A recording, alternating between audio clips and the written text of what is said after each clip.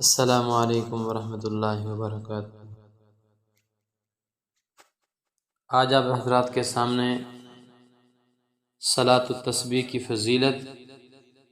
اور اس کو پڑھنے کا طریقہ ذکر کر رہے ہیں کہ صلاۃ التسبیح ایسی نماز ہے کہ نبی کریم صلی اللہ علیہ وسلم نے فرمایا،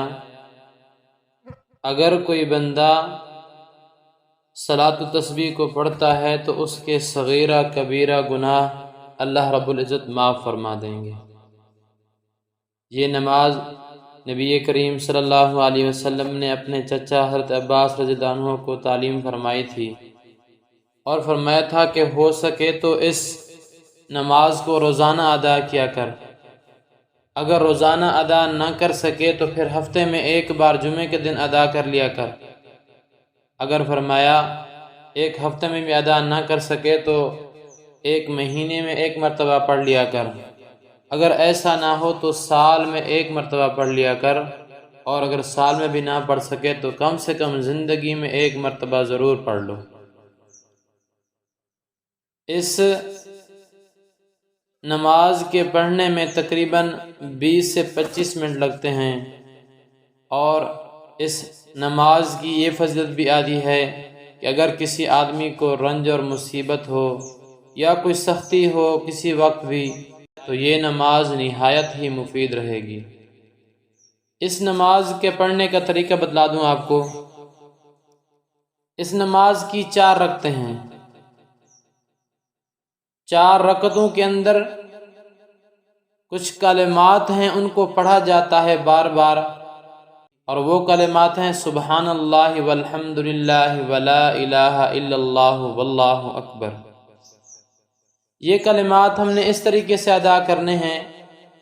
کہ ایک رکعت کے اندر 75 مرتبہ پڑھے جائیں، دوسری رکعت کے اندر بھی 75 مرتبہ پڑھے جائیں، اسی طریقے سے فرمایا 4 رکعتوں کے اندر ہر رکعت کے اندر 75 مرتبہ پڑھا جائے۔ تو اس طرح سے یہ کلمات 300 پر مکمل ہو جائیں گے۔ اس نماز کے ادا کرنے کا جو وقت ہے وہ اوقات مکروہ کے علاوہ جس وقت بھی پڑھنا چاہیں پڑھ سکتے ہیں۔ اب آپ کو بتلا دوں کہ اس نماز کے پڑھنے کا طریقہ کیا ہے کہ سب سے پہلے نیت کرنی ہے اس نماز کی، نیت باندھ کر اللہ اکبر کہتے ہوئے نماز شروع کر دینی ہے۔ ثنا یعنی سبحانک اللہم پڑھنے کے بعد 15 مرتبہ اس تسبیح کو پڑھنا ہے، سبحان اللہ والحمد للہ ولا الہ الا اللہ واللہ اکبر۔ 15 مرتبہ پڑھنے کے بعد سورۃ فاتحہ پڑھیں، اور سورۃ فاتحہ پڑھنے کے بعد کوئی اور سورت ملائیں، اور کوئی اور سورت ملانے کے بعد رکوع میں جانے سے پہلے 10 مرتبہ انہی کلمات کو دوبارہ پڑھ لیں، سبحان اللہ والحمد للہ ولا الہ الا اللہ واللہ اکبر، 10 مرتبہ پڑھنا۔ پھر اس کے بعد رکوع میں جائیں، رکوع میں جاتے ہی سبحان ربی العظیم پڑھیں، سبحان ربی العظیم پڑھنے کے بعد 10 مرتبہ دوبارہ ان کلمات کو پڑھنا ہے، سبحان اللہ والحمد للہ ولا الہ الا اللہ واللہ اکبر۔ رکوع مکمل ہوا، رکوع سے سیدھا کھڑا ہونا ہے قوما کے اندر، جیسے ہی رکوع کے بعد سیدھا کھڑا ہوگا، سیدھا کھڑا ہونے کے بعد رکوع سجدے میں جانے سے پہلے پھر 10 مرتبہ انہی کلمات کو پڑھنا ہے۔ 10 مرتبہ ان کلمات کو پڑھ لیا، پھر اللہ اکبر کہتے ہوئے سجدے میں چلا جانا ہے۔ پہلے سجدے میں جا کر سبحان ربی الاعلیٰ کے بعد پھر 10 مرتبہ اسی تسبیح کو پھر پڑھنا ہے، سبحان اللہ والحمد للہ ولا الہ الا اللہ واللہ اکبر۔ پہلا سجدہ مکمل ہوا، پہلا سجدے سے اٹھنے کے بعد جب سیدھا بیٹھنا ہے اسے جلسہ کہتے ہیں، تو جلسے کی حالت میں دوسرے سجدے جانے سے پہلے پھر 10 مرتبہ اسی کلمات کو پڑھنا ہے، 10 مرتبہ سبحان اللہ والحمد للہ ولا الہ الا اللہ واللہ اکبر۔ پھر جب سیدھا قوم جلسے کے اندر پڑھ لیا،